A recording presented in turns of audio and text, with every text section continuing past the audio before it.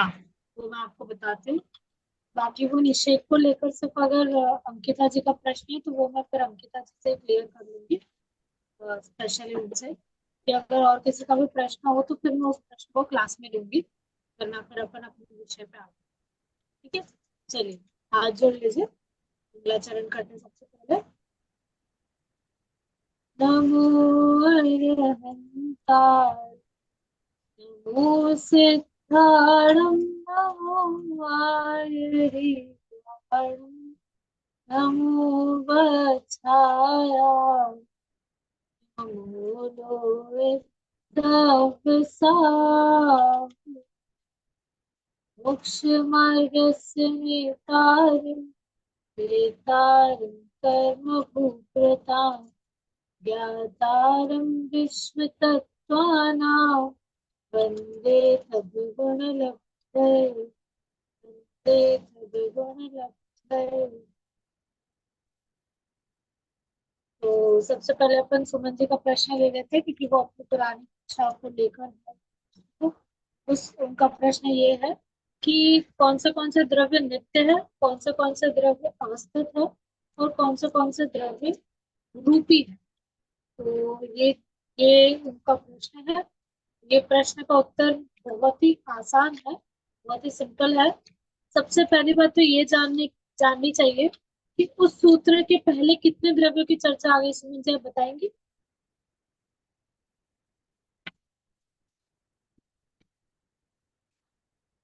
बोलिए सुमन जी।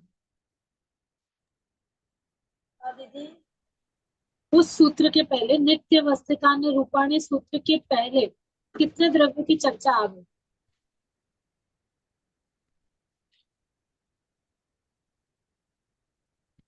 एक रेणु जी जीव, बोल रही धर्म, अरम, आकाश और उद्गल। है, करेक्ट है, जीव भी चार। है, क्योंकि सूत्र आया था जीवाणी। जीवाणी जो सूत्र आया था, सॉरी जीवाश्च, जीवाश्य। जीवाश्च जो सूत्र आया था, उस सूत्र में उन्होंने जीव द्रव्य को भी लेने के लिए कहा था कि जीव भी द्रव्य है। ठीक है, तो अपने पास 5 द्रव्य थे ही। अब आपका प्रश्न है नित्य वस्तितान्य रूपाणी। अब ये सूत्र की बात आई तो हमें ये मानकर चलना है कि ये पांचों ही द्रव्य सब कुछ है। ठीक है, तो इसका मतलब क्या कि जीव, उद्गल, धर्म, अधर्म, आकाश, और एक जो अगला द्रव्य है जिसको अलग ही कर दिया है वो है काल। तो ये सभी द्रव्य नित्य है। ठीक है, ये सभी द्रव्य नित्य है, सभी। ठीक है, छह के छह द्रव्य। फिर अपना अगला क्या गुण है, अवस्थित। अवस्थित, सभी द्रव्य अवस्थित भी है। और आगे रूपी, सभी द्रव्य रूपी नहीं है, सिर्फ 5 द्रव्य रूपी है। सिर्फ एक पुद्गल द्रव्य को छोड़ के सिर्फ 5 द्रव्य रूपी अ, अरूपी है। ठीक है, अरूपी है। और पुद्गल क्या है, रूपी है, जिसको उन्होंने अगले सूत्र में कहा है रूपीणः पुद्गल। ठीक है, वो रूपीणः पुद्गल कह के उन्होंने पुद्गल को अलग कर दिया। इस पुद्गल नित्य और अवस्थित जरूर है, परंतु अरूपी नहीं है, पुद्गल रूपी है। और बाकी सारे द्रव्य जितने बचे हुए पांचों द्रव्य है, उन पांचों द्रव्य में नित्य, अवस्थित और अरूपी, ये तीनों ही चीज घटित हो जाती है। ठीक है, क्लियर हो गया तो आपको। अवस्थित, अवस्थित में सारे ही द्रव्य अवस्थित है या अनवस्थित भी है जी? नहीं, सभी द्रव्य अवस्थित है, छह के जीव छह द्रव्य, द्रव्य। जीव जीव भी, द्रव्य भी। हाँ, जीव के जो गुण है वो तो बदलते नहीं रहते। अवस्थित का अर्थ क्या देखा था अपन ने, कि जिसमें कोई बदलाव ना हो, जो वैसा है वैसा का वैसा ही रहे। तो जीव के गुणों में कभी बदलाव नहीं होता। उसके बाहरी दिखावा, उसको शरीर बदलता है, परंतु उसके गुण तो वैसे ही रहते। जीव के अंदर जो ज्ञान गुण है वो तो वैसा का वैसे ही, भले ही हमारा ज्ञान गुण हो या चींटी का ज्ञान गुण हो, जीव में जो सुख का गुण है वो भी वैसा का वैसे ही है। तो वही चीज है, जीव की गुण वैसे के वैसे ही रहते, वही उसका अवस्थित। ठीक है, बड़े आगे चले, अपन आज के अपने विषय पे चलते हैं। पिछले और किसी को कोई प्रश्न है पिछले अपने जितना विषय चला उसमें से। कोई भी प्रश्न हो किसी को और? नहीं? चलिए, प्रश्न मैं पूछ लेती हूँ, रिविजन हो जाएगा, उसके बाद अपन आगे बढ़ते हैं। सबसे पहला है, काल द्रव्य का उपकार क्या? काल द्रव्य के उपकार क्या है? कौन बताना चाहिए? रेणु जी बता रही है, और कोई कोशिश करेगा? काल द्रव्य के उपकार। ठीक है, रेणु जी बोलिए। वर्तना, परिणाम, क्रिया, परत्वा, परत्व, ये 4 उपकार काल द्रव्य के बताए हैं। बहुत बढ़िया। अब अगला प्रश्न है, पुद्गल द्रव्य का उपकार। पुद्गल द्रव्य के उपकार कौन सा है? कौन से है? अगर तो दो ही जन के हाथ ऊपर दिख रहा है, कुछ थोड़ा बहुत भी याद हो, एक आध दो उपकार भी याद हो तो भी चलेगा, बाकी हम मदद कर देंगे आपको। रेणु जी आप कोशिश करेंगे, दूसरी रेणु जी?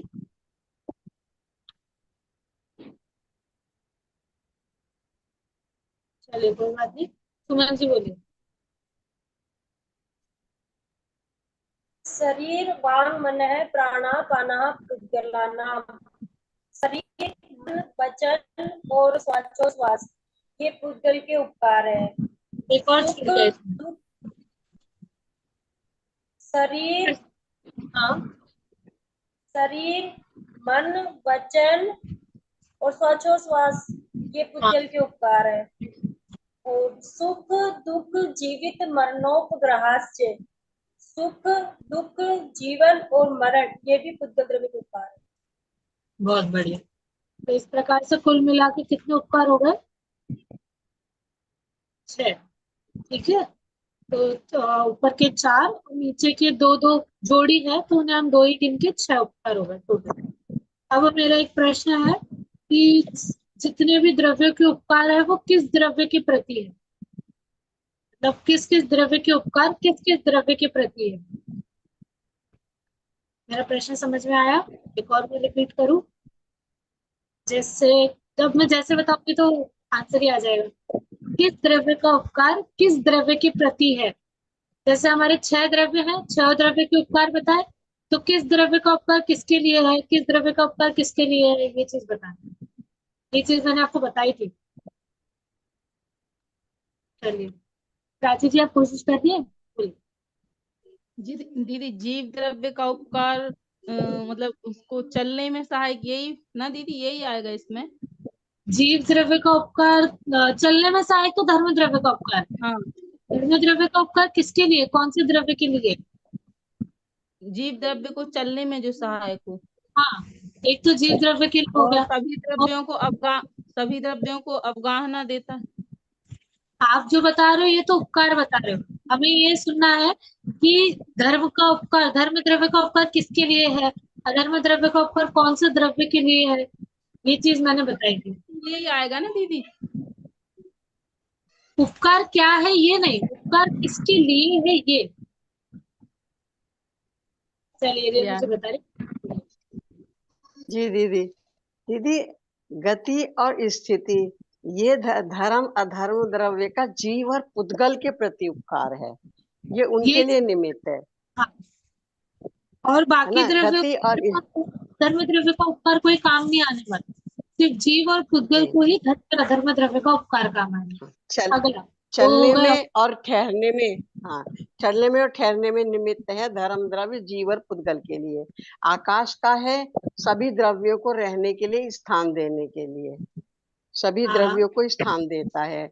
और पुद्गल द्रव्य का उपकार है शरीर वांग मन है पर्यय पर्यय सुख दुख, ये जो 6 चीज बताई हैं इसमें पुद्गल का उपकार है। शरीर, पुद्गल का उपकार किसके लिए? किसके प्रति है? शरीर, मन, प्राण, श्वासोच्छ्वास, वचन, सुख दुख और जीवित मरण, इनके लिए उपकार है पुद्गल द्रव्य का। और वो जीव तो का पुद्गल उपकार द्रव्य का है ये पर। उपकार किसके लिए है? पुद्गल द्रव्य का ये उपकार क्या किसके दीदी, प्रति है? मेरा नेट ना थोड़ा अटक रहा है, बार बार आवाज तो अटकती है। मैं ये पूरा उत्तर एक बार अच्छे से दे देती हूँ, आप सभी लोग ध्यान से सुन लीजिए। ठीक है, हम एक एक द्रव्य का उपकार एक देखते हैं ना, किसके लिए किस क्या है। उपकार आप सभी को पता है कौन से द्रव्य के क्या क्या उपकार है, तो किसके लिए कौन सा उपकार है ये देखिए।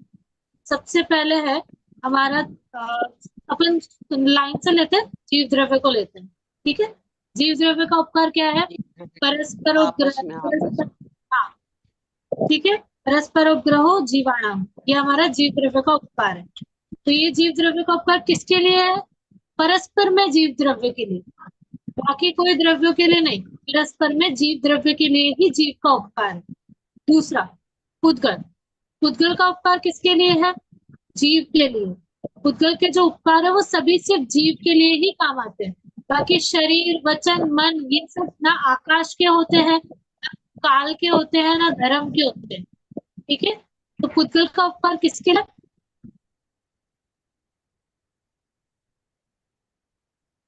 आ रही मेरी? चलो, पुद्गल का उपकार किसके लिए है? जीव द्रव्य के लिए। फिर तीसरा, जीव, पुद्गल, धर्म।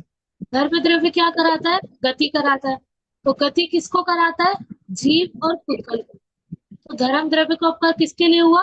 जीव द्रव्य और पुद्गल द्रव्य के लिए। ठीक है, फिर हमारा चौथा द्रव्य है अधर्म द्रव्य। अधर्म द्रव्य भी क्या कराता है? स्थिति कराता है, रुकाता है, ठहराता है। तो अधर्म द्रव्य का उपकार किसके लिए हुआ? जीव और पुद्गल के लिए, क्योंकि चलने और ठहरने की शक्ति सिर्फ जीव और पुद्गल के अंदर है, बाकी द्रव्यों में नहीं है। अपना पांचवा द्रव्य सा आकाश। अगला पांचवा द्रव्य है आकाश। तो आकाश का उपकार किसके लिए? आकाश का उपकार सभी द्रव्यों के लिए, क्योंकि आकाश रहने का स्थान सभी द्रव्यों को देता है। वो कोई ऐसा नहीं है कि धर्म द्रव्य यहाँ नहीं रहेगा, अधर्म द्रव्य वहां रहेगा। आकाश सभी को अवगाहना देता है रहने की। अगला अपना आखिरी द्रव्य है काल द्रव्य। काल द्रव्य का उपकार भी सभी द्रव्यों के लिए। काल द्रव्य में भी कोई स्पेसिफिक नहीं है कि ये इसी के लिए, ये इसके लिए। काल द्रव्य का उपकार भी सभी द्रव्यों के लिए। ठीक है, हो गया क्लियर? अब सभी को समझा मेरा प्रश्न क्या था? किसी को कुछ पूछना है इस प्रश्न को लेकर?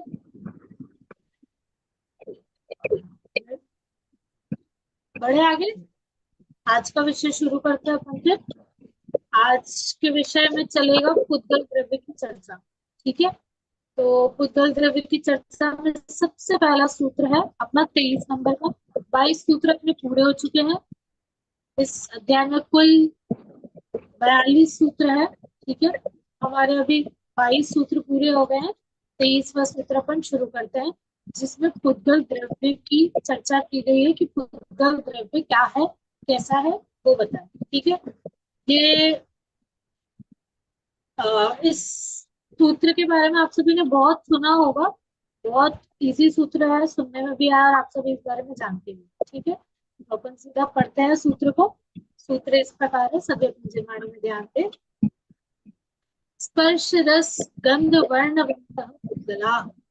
स्पर्श रस गंध वर्णवंतः पुद्गला। ठीक है, सूत्र है, बहुत ही आसान है।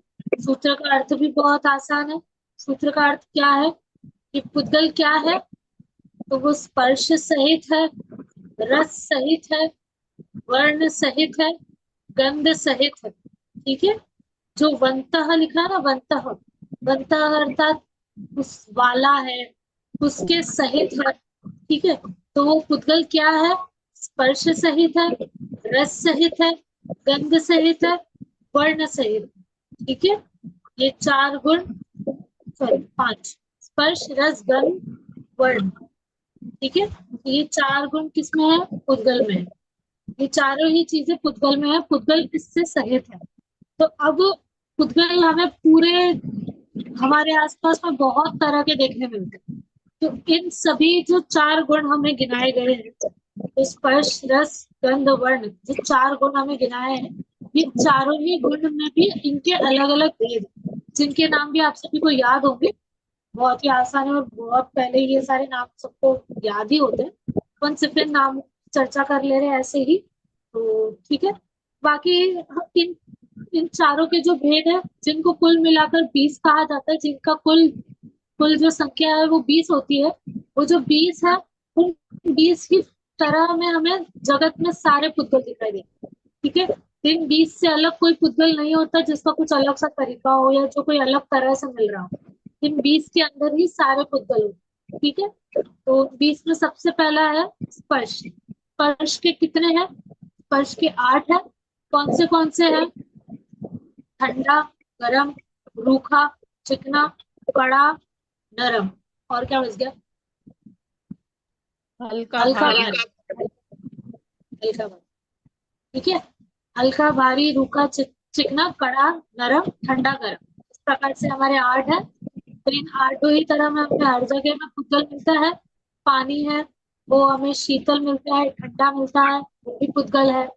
जो हमें यहाँ पे पेन पेंसिल ये सब दिखाई देते हैं, ये हल्के भी है, भारी भी है, कड़क भी है, ठीक है। कुछ कुछ चीजें हैं जैसे न्यूज़पेपर है, पेपर है, ये सब नरम है। तो इन अलग अलग तरीकों में हमें पुद्गल दिखाई देते हैं। अगला अगला है रस। रस के कितने हैं? रस के हैं 5।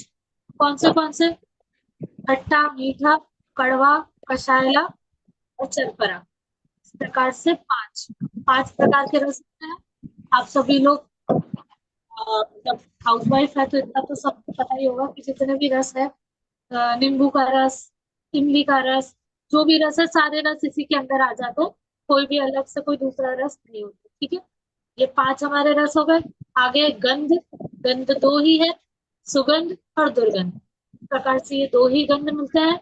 या तो कोई गंध हमें अच्छी लग रही है तो वो सुगंध हुई, या कोई गंध हमें बुरी लग रही है जिसको सूंघकर हमारा मन बिगड़ रहा है, ये दुर्गंध, ठीक है। तो इस प्रकार से ये दो दो तरह के गंध। और अंतिम वर्ण। वर्ण में कौन से आ जाते हैं? काला, पीला, नीला, हरा, सॉरी, काला, पीला, नीला, लाल और सफेद, इस प्रकार से 5। काला, पीला, नीला, लाल और सफेद, इस प्रकार से 5 वर्ण आते हैं। और वर्णों की तो बहुत ही संख्या है। बहुत ही अलग अलग तरह के कलर होते हैं, बहुत ही अलग अलग तरह के वर्ण होते हैं। सभी वर्ण कुछ ना कुछ मिलकर भी बनते हैं, कुछ ऐसे भी होते हैं, सब अलग अलग तरह के होते हैं। तो इन्होंने मुख्य यही गिनाए हैं 5, ठीक है। इस प्रकार से इन सभी को जोड़ेंगे तो हमारी कुल संख्या होती है 20। और ये 20 सारे पुद्गल इन्हीं 20 में पाए जाते हैं, इन्हीं 20 तरीके से। जी, आप कुछ बोलना चाहती हैं? दीदी कर्ण इंद्रिय के विषय भी होते हैं ना 7, वो इसमें नहीं लिए। पुद्गल की बात की है ना। पुद्गल में कर्ण का मतलब पुद्गल में वो साउंड नहीं होता, क्या बोलते हैं, आवाज नहीं होती, ध्वनि नहीं होती। जैसे वो वस्तु गिर रही है तो उसकी आवाज जरूर आ रही है, पर वो पुद्गल का गुण नहीं है।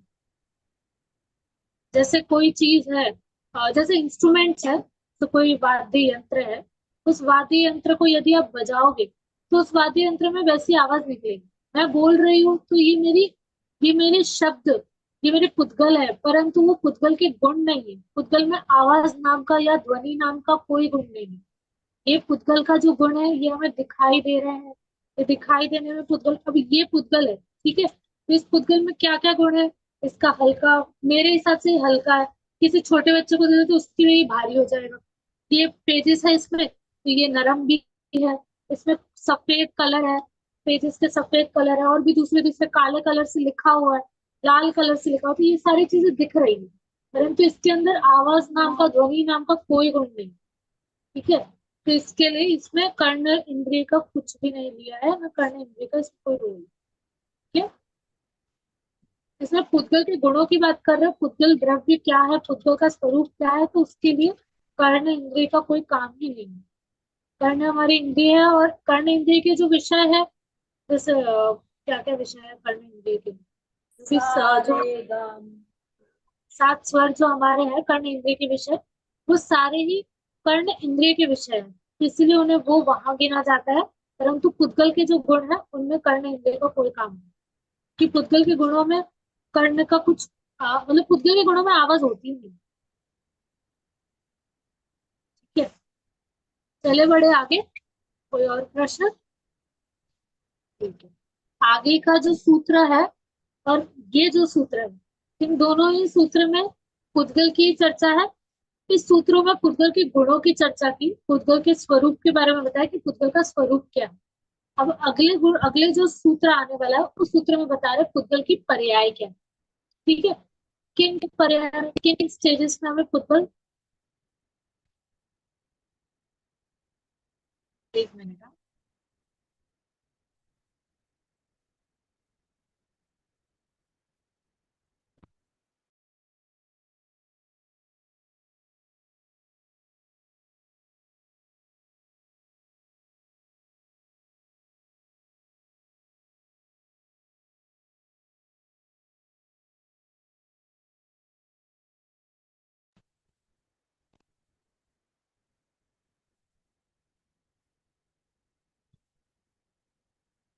मेरी आवाज आ रही है सभी को?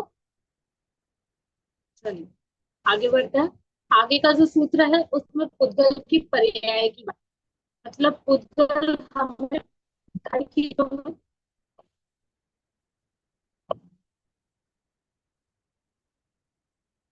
हाँ, तो जो हमें दिखाई दे रहा है, जैसे ये चीज हमें दिखाई दे रही है, ये पुद्गल हमें दिखाई दे रहा है, तो ये इसकी कौन सी पर्याय है, उन सभी की बातें अभी अगले सूत्र में बताएंगे।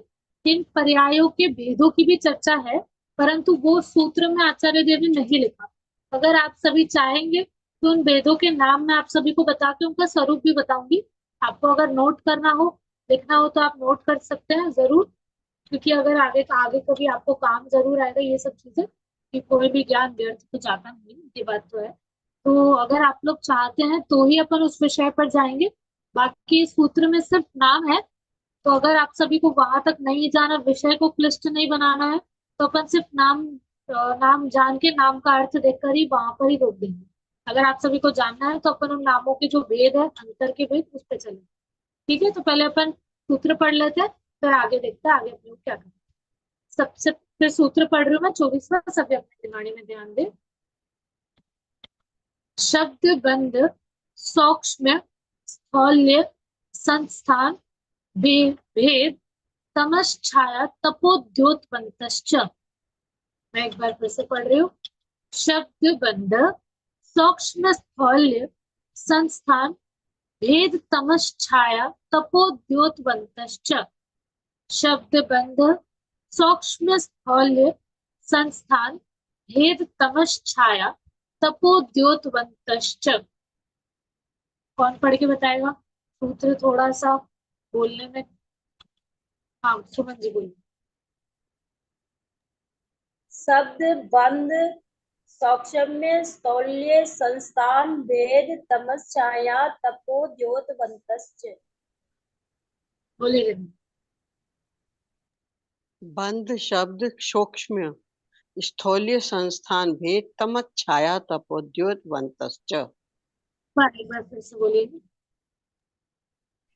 दीदी आज थोड़ा ना मेरे नेट में गड़बड़ हो रही है, दूसरा फोन चल नहीं रहा। शब्द बंध सूक्ष्म स्थौल्य संस्थान भेद तमस छाया तपोद्योत वंतश्च। बहुत बढ़िया जी। नम्रता जी आप बोलेंगे। शब्द बंध सूक्ष्म स्थौल्य संस्थान भेद तमश्चाया तपोद्योतवंतश्च। प्राची जी आप बोलना चाहेंगी। शब्द बंध सौक्ष्म स्थौल्य संस्थान भेद तमस छाया तपोद्घोतवंतश्च। बहुत बढ़िया जी, आप बोलेंगे।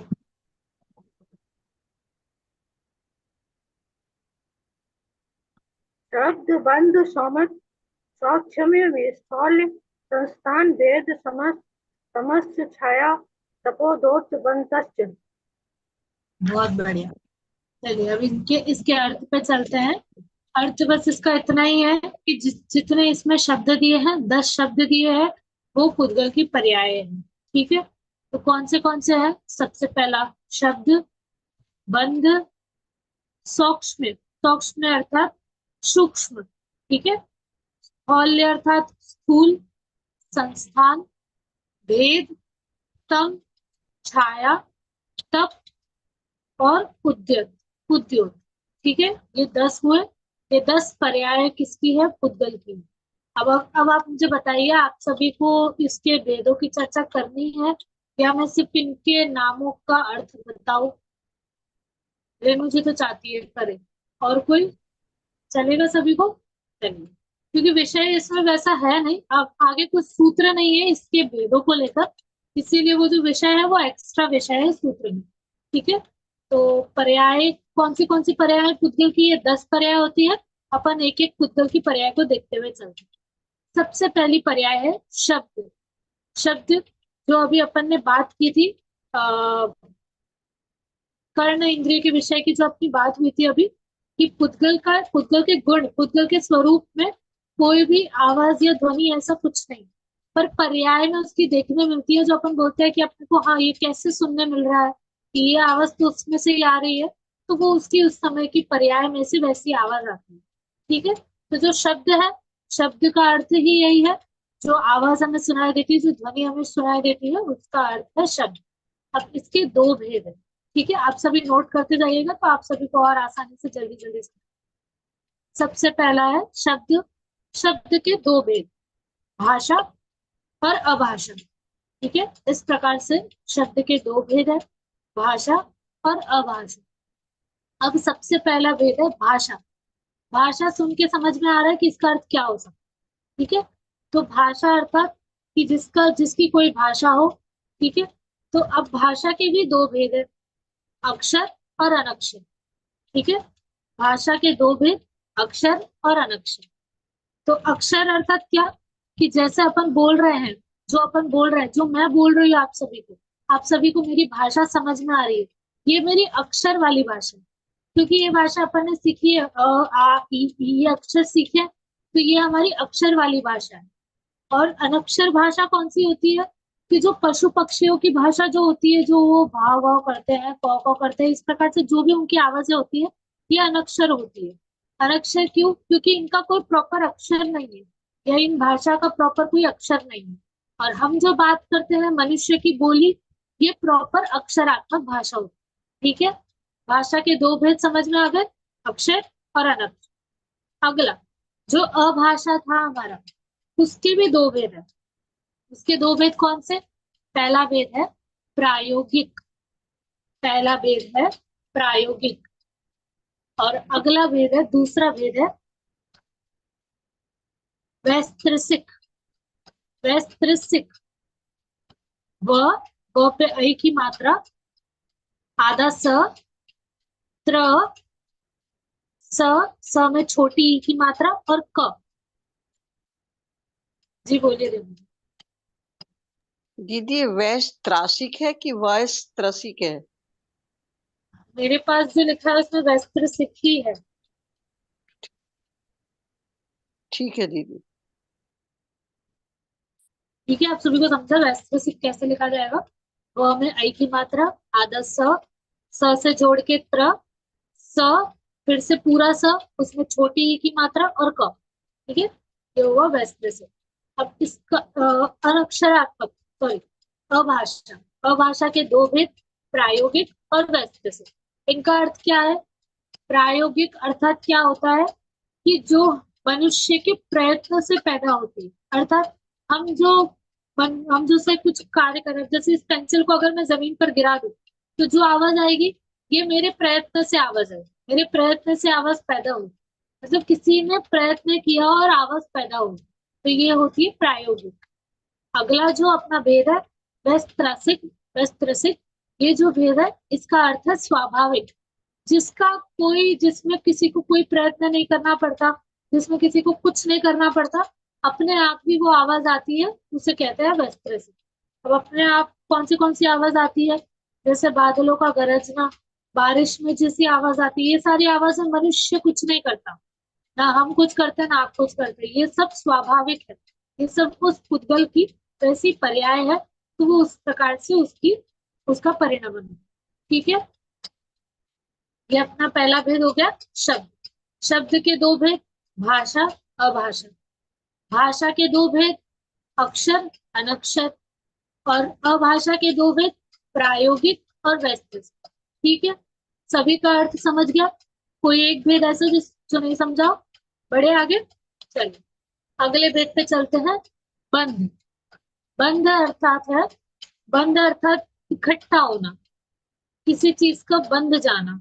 जैसे अपन बोलते हैं कार्बन परमाणु कर्म हमसे आके बंध जाती है, तो हमसे क्या हो जाता है, हमसे जुड़ जाती है। बंध अर्थात इकट्ठा हो जाना, जुड़ जाना। ठीक है, तो बंध के भी दो भेद है, वही जो हमारे अभाषा के भेद थे, प्रायोगिक और वैस्तृसिक। इस प्रकार से बंध के भी दो ही भेद है। ठीक है, अब इनका अर्थ भी सेम ही है, कि मनुष्य के प्रयत्न से जो होते हैं बंध, उसे हम प्रायोगिक कहते हैं, और जो बिना प्रयत्न से स्वाभाविक होते हैं उन्हें वैस्तृसिक कहते हैं।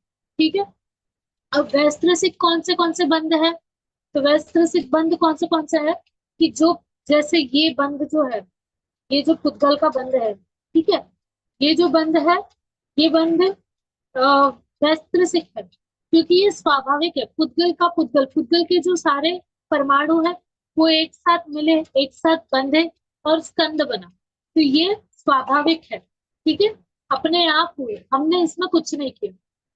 और अगला जो है प्रायोगिक, प्रायोगिक में दो तरह के बंध आते हैं। पहला है जीव का एक अजीव का बंध। एक अजीव का बंध कैसे कि जैसे कुछ अजीव को अपन मिलाकर उनको एक साथ कर दे, हम एक दो अजीव को मिलाकर एक साथ कर दे, तो ये प्रायोगिक हमारे प्रयत्न से हुई है। इस प्रकार से जो बंध हुआ वो है अजीव का बंध। और जीव अजीव का बंध, तो हम उसके चलते फिरते एग्जाम्पल है कि हम जीव और अजीव का बंध, ठीक है, हमें जीव भी है और हमारा शरीर अजीव भी है। तो इस प्रकार का ये जो बंध है ये प्रायोगिक है। क्यों? क्योंकि ये प्रयत्न से हुआ है ये बंध, किसी ने स्वभाव, ये अपने स्वभाव में नहीं है कि अपन हमेशा अजीव के साथ ही बंधे रहेंगे, ठीक है, हम अजीव से अलग भी हो सकते हैं। तो ये बंध किसी ने, मतलब किसी के प्रयत्न से बंध हुआ है, ये स्वाभाविक बंध नहीं है, ठीक है। तो ये हुआ जीव अजीव का बंध। और अजीव वाला बंध क्या था, जिसमें सिर्फ अजीव और अजीव का बंध हो, वो अजीव बंध, ठीक है। इस प्रकार से प्रायोगिक के दो भेद किए थे, एक अजीव का बंध और एक जीव अजीव का बंध। और बंध के दो भेद, वैस्तृसिक और प्रायोगिक, ठीक है, क्लियर हो गया। बड़े आगे चलते हैं अगले भेद। अगला भेद है सूक्ष्म, अर्थात क्या, सूक्ष्म। सूक्ष्म अर्थात क्या, सूक्ष्म मतलब सबसे छोटा, ठीक है, सबसे छोटा। तो सूक्ष्म में भी दो चीजें आ जाती हैं। सबसे पहला जो आता है, सबसे छोटा क्या है, अणु, जो मैंने आप सभी को बताया था, परमाणु, जो सबसे छोटा भाग है, जिसका और भाग नहीं किया जा सकता, जिसको अपन और बांट नहीं सकते, तोड़ नहीं सकते, उसे हम कहते हैं परमाणु, अणु। तो सबसे सूक्ष्म क्या है, एक अणु। और दूसरा भेद क्या आता है कि दूसरे तरह का सूक्ष्म क्या होता है कि जैसे, अभी मैं आपको कैसे बताऊं, जैसे, हाँ, इसमें उदाहरण दिया है कि जैसे हमारे पास सेब है, ठीक है, सेब है, सेब, एप्पल, एप्पल से सूक्ष्म क्या है, मतलब एप्पल से छोटा क्या है, अपन एप्पल से छोटा ले लो नींबू, ठीक है, नींबू है। नींबू से और छोटा क्या है, आंवला ले लो। फिर आंवले से भी और छोटे जो जो चीजें आती है, छोटी छोटी गोलियां, जो भी जैसे, तो एक दूसरे से जो जो जैसे जैसे छोटा है, इस प्रकार से एक सूक्ष्म ये होता है। और पहला जो सूक्ष्म था वो कौन सा था, सबसे छोटा जो सूक्ष्म है वो है अपना परमाणु, अणु, ठीक है, समझ गया। एक बार फिर से बोलूं, ये ठीक है। इसमें भेद क्या आएंगे दीदी फिर? भेद इसके ऐसे ही है कि दो तरह के सूक्ष्म होते हैं, एक तो सबसे छोटा सूक्ष्म, और दूसरे तरह का भेद होता है कि एक दूसरे से सूक्ष्म, मतलब इसके बराबर में ये छोटा है, इसके बराबर में ये छोटा, ऐसे हम दो तरह के भेद इसको ऐसे लिख सकते हैं, ठीक है। यही भेद अगले भेद में भी वैसे ही सेम टू सेम अप्लाई होते हैं, जो है, हाँ रेणु जी कुछ बोलना आपको। दीदी इसमें दिया हुआ है सूक्ष्म के दो भेद हैं, अंत्य और आपेक्षिक। अच्छा, मैंने ध्यान नहीं देखने। अंत्य में दिया है परमाणु अत्यंत सूक्ष्म है यानी अणु है, और आपेक्षिक में दिया है जैसे आपने बताया सेब से छोटा आंवला, आंवले से छोटा बेर, बेर। मेरी गलती है, तो आप लिख लीजिए भेदों के नाम। सबसे पहला है अंत्य और दूसरा है आपेक्षिक। अंत्य अर्थात सबसे अंतिम, सबसे छोटा, और आपेक्षिक अर्थात अपेक्षा के अनुसार, कि इसकी अपेक्षा से ये छोटा है, इसकी अपेक्षा से ये छोटा, ठीक है, ऐसे आपको याद करने में और ज्यादा आसानी है। अगले भेद पे चलते हैं। अगला भेद है स्थूल। स्थूल का भी सेम टू सेम है, स्थूल में भी सेम भेद है, अंत्य और आपेक्षिक, और उसका भी अर्थ सेम ही है। अंत्य अर्थात सबसे बड़ा, स्थूल मतलब बड़ा होता है, तो अंत्य अर्थात सबसे बड़ा जो है वो अंत्य, और आपेक्षिक अर्थात किसके अनुसार ये बड़ा है। आंवले से बड़ा क्या है, नींबू, नींबू से बड़ा क्या है, सेब, सेब से बड़ा क्या है, कलिंगर। इस प्रकार से हम बड़ा बड़ा बड़ा बड़ा देखते जाए, तो इसकी अपेक्षा से ये बड़ा, इसकी अपेक्षा से ये बड़ा, ठीक है। ये सब हुआ अपेक्षित। 3 नंबर का बोलिए। स्थूल बोले तो क्या, स्थूल का मतलब क्या है? स्थूल मतलब बड़ा, सूक्ष्म मतलब छोटा, स्थूल मतलब बड़ा। ठीक है, चलिए अपने कितने 4 भेद पूरे हो गए। 5 मिनट का समय और है अपने पास, अपन थोड़े और भेद कर लेते, एक और भेद कर लेते तो अपना समय भी हो जाएगा, फिर बाकी के 5 भेद अपन अगली कक्षा में। ठीक है, अगला भेद है संस्थान। संस्थान अर्थात होता है आकार। ठीक है, संस्थान अर्थात आकार। अब संस्थान के भी 2 भेद है। इत्थम लक्षण, संस्थान का पहला भेद है इत्थम लक्षण। इत्थम ई, जो हमारा ई होता है अपना अ आ ई वाला छोटा ई, आधा त, फिर थल, थल वाला थ, और उसके ऊपर बिंदु। ठीक है, ये हुआ इत्थम लक्षण। इत्थम लक्षण पहला भेद, और दूसरा भेद है अनित्थम लक्षण। दूसरा भेद है अनित्थम लक्षण। दीदी वो संस्थान वो भी होते हैं ना, समचतुरस्र संस्थान, वो वाले इसमें नहीं है, ये अलग है। वो हमारे जीव के होते हैं, मतलब हमारे बॉडी के, शरीर के होते हैं, पुद्गल के नहीं। अब इसमें कौन सा समचतुरस्र संस्थान है बताओ। समचतुरस्र संस्थान अर्थात क्या, कि हर जगह से सेम आकार, सेम सब चीजें बराबर की होना। तो ये पुद्गल की है, वो शरीर की होती है, प्रॉपर सिर्फ शरीर की। जो समचतुरस्र संस्थान होता है, वामन संस्थान होता है, तो वो सिर्फ हमारे शरीर की होती है। ये पुद्गल है, ये पुद्गल है, इन सब में समचतुरस्र संस्थान नहीं लगता। ठीक है, इनके इनके आकार किस प्रकार है, वो यही 2 भेदों में आते हैं। कौन से, इत्थम लक्षण और अनित्थम लक्षण। ठीक है, दीदी इत्थम लक्षण संस्थान का अर्थ क्या बोले? क्या, संस्थान का अर्थ? संस्थान अर्थात आकार, वस्तु का आकार, पुद्गल का आकार। ठीक है, तो पहला भेद है इत्थम लक्षण। इत्थम लक्षण अर्थात क्या, कि किसी का भी कोई निश्चित आकार, जैसे इस पेंसिल का निश्चित आकार है कि ये ऐसी ही होगी, लंबी होगी, थोड़ी सी गोल होगी, हरे कलर की होगी, तो ये इसका निश्चित आकार है। ठीक है, इस मोटे पेन का निश्चित आकार है कि ये इतना मोटा होगा, तो ये निश्चित आकार है। ठीक है, तो इससे क्या कहते हैं हम, इत्थम लक्षण। दूसरा दूसरा है अनित्थम लक्षण। अर्थ आप समझ ही गए होंगे, अनित्थम लक्षण अर्थात जिसका कोई निश्चित आकार नहीं है। निश्चित आकार नहीं है अर्थात क्या, क्या क्या चीजें आ गई। आप रुई दे सकते हैं इसमें, कि रुई का कोई निश्चित आकार नहीं होता। बादल है, बादल का भी कोई निश्चित आकार नहीं होता। तो इस प्रकार से जैसे गेहूं को पीस के जो आटा हो जाता है, आटे का भी कोई निश्चित आकार नहीं होता, पानी का कोई निश्चित आकार नहीं होता। तो ये सभी चीजों का आकार संस्थान क्या कहेंगे, अनित्थम लक्षण वाला संस्थान है। ठीक है, क्लियर हो गया, 2 भेद। चलिए, हमारे ये 5 भेद अपन ने आज की, अगले जो 5 भेद है हमारे, वो अपन अगली कक्षा में करेंगे। इस कक्षा का समय भी हो गया है। किसी को कोई प्रश्न है आज के विषय से? चलिए ठीक है, और बाकी कोई और प्रश्न हो अगली कक्षा में हो तो आप सभी पूछ सकते हैं।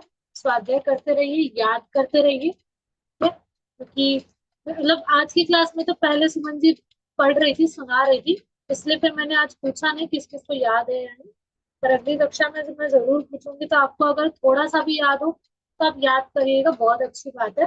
हमारा मुख्य उद्देश्य इस कक्षा का तो बस यही है कि हमें कंठ पाठ अच्छे से भी हो जाए, और हमें शुद्ध उच्चारण करना है। ठीक है, किसी को कुछ दीदी जब पूछना है? तक आप नहीं आते ना तब तक मैं बोल देती हूँ चलो 1-2 जना पाठ ही कर लो तब तक। तो बस बोल जाती हूँ, इसीलिए फिर मैंने भी आज पूछा नहीं। आज मैंने सुमन जी को बोलते सुना था, इसलिए मैंने पूछा नहीं, वरना फिर वो डबल रिपीट हो जाए, इसलिए। तो अब कल अगली कक्षा में मैं पूछूंगी जरूर, मतलब अभी अगली कक्षा को, आज तो शनिवार हो गया, हाँ आज क्या शुक्रवार है, अभी सैटरडे संडे 2 दिन है, तो 2 दिन में आप सभी और अच्छे से याद करें। ठीक है, तो अगली कक्षा में अगर आप सुना सके तो बहुत अच्छी बात है, मुझे बहुत अच्छा लगेगा, और हमारी कक्षा का उद्देश्य सार्थक होगा। ठीक है, चलिए, दिन स्तुति। निज निधि निज में बताई, यह अनंत उपकार है। उसके लिए जिन वाणी माँ को वंदना शतवार है, वंदना शतवार है। जय बोले द्वादशांग में जिनवाणी माता की जय। अंतर्मुख मुद्रा सर्व जिनेन्द्र भगवंतों की जय। 3 कम 9 करोड़ भावलिंगी संतों की जय। कायोत्सर्ग।